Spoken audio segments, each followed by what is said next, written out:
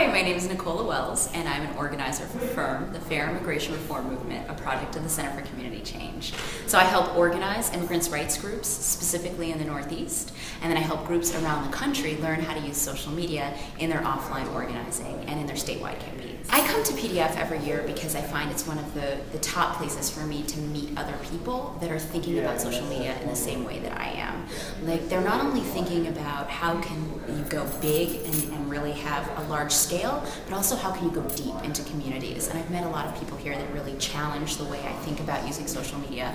And I really enjoy particularly the speakers in the mornings, and I find that really helpful to kind of like think and reflect and then watch the Twitter feeds and responses of people in the audience at the same time. So that's why I'm here. And I particularly made sure, as a speaker, I was able to bring another person with me. And I made sure that a young woman who was my intern and is now our full-time employee on tech stuff was here, and made sure that she was in the room so that she could learn from folks like this too, because I felt like, so often women in our workplaces don't fight for the chance to have their jobs pay for them to come to conferences like this and really network. So I wanted to make sure that she got this opportunity to be here with everybody.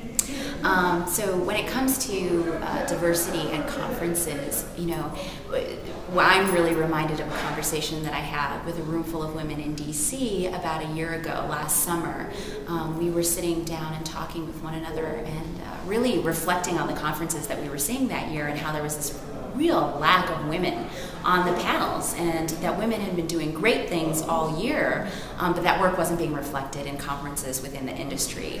And we made a lot of promises to each other that we were going to help each other out and really try and get on panels this year and really blow some stuff out of the water. And this year I've just seen a whole sea change in the faces of people signing up for panels. And I've been approached by multiple women who are kind of my mentors in the industry, inviting me to speak on panels or to participate in different conferences that I didn't know about. And that's really helped me to develop my work. That's helped move my organization forward. And then that's given me an opportunity to share the unique work that I'm doing with people of color and with low-income communities in this kind of space. So I've seen, a really great growth in the presence of women. There's always more to do. There are definitely class and culture barriers to being at these conferences.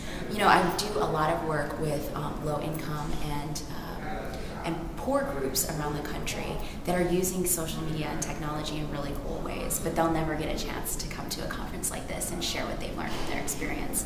And also culturally, how do different folks use social media? We work really closely with a Korean organization that can't use our cell phone network because we can't text in Korean characters, but they can use all of our email and our fax blasts and our phone banking through their Korean communities. And how are they tying that together is really interesting to me, and I'd like more folks to know about that work.